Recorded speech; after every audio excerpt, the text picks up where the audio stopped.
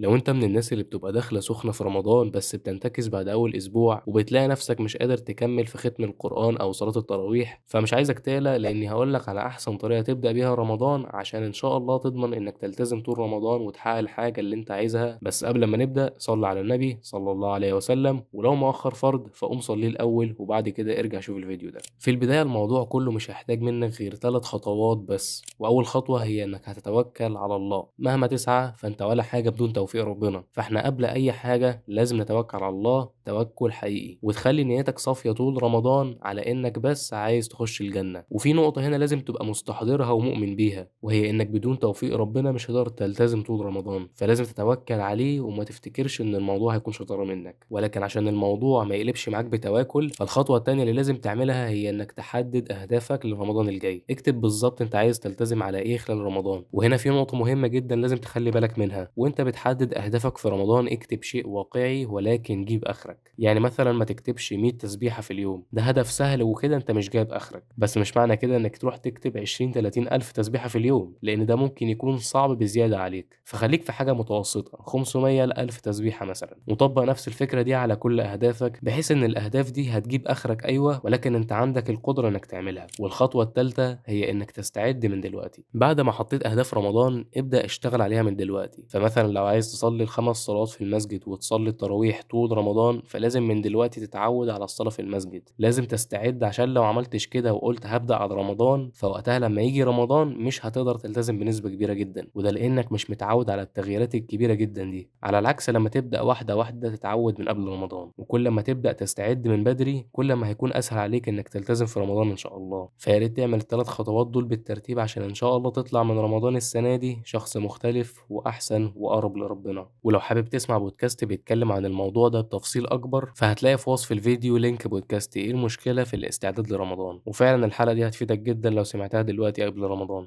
وبس كده، سلام عليكم.